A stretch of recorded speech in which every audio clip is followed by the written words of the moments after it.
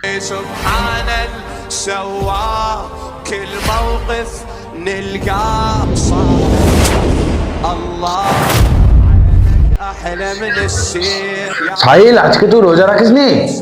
এই পবিত্র রমজান মাসে তোর কি কোনো সম্মান নেই? আরে ধুর সোহেল, এই লোকের গরমে জান চলে যাচ্ছে আর তুই রোজা রাখার কথা বলছিস? আর ওপর আল্লাহ তো আছেই, ওই মাফ করে দিবে। এই ফালতু জ্ঞান না আমাকে দিবি না, তুই এই কথা বলছিস? তাহলে এদিকে শোন, তোকে একটা জিনিস দেখানোর আছে, শোন। চল দেখি কি দেখাবি তুই। ওই দেখ, আমানকে দেখ, ও তো তোর মতো একটা মানুষ। ও তো এত গরমে কাজ করছে, ও তো আল্লাহকে ভয় পায়। তাও দেখ কত রোদে কাজ করছে রোজা রেখে।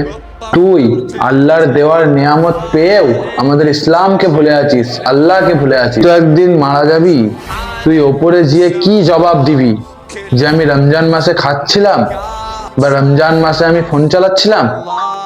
তাহলে আমি কি হারিয়ে যাচ্ছিলাম? এটাই যদি আমার শেষ দিন হয়, তখন আমি কি করব? তখন আমি উপরওয়ালাকে কি জবাব দেবো?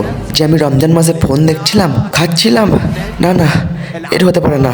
তুই আমার চোখ খুলে দিচ্ছিস ভাই। আজকে থেকে আমি রোজা রাখবো, আমি ইসলামের পথে ফিরে যাবো ভাই।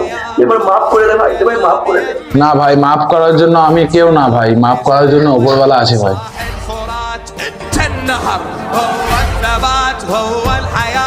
ভাই, সব সময় একটা কথা মনে রাখবেন, রমজান আসে আমাদের বদলাতে, শুধু দস্তরখানা সাজাতে নয়। এই রমজানে নিজের মোবাইল নয়, নিজের ইমানকে রিচার্জ করুন। তাই সব সময় একটা কথা মনে রাখবেন, এই দুনিয়ায় মোবাইল, টাকা পয়সার পেছনে না ছুটে নিজের ইমানের পেছনে ছুটুন।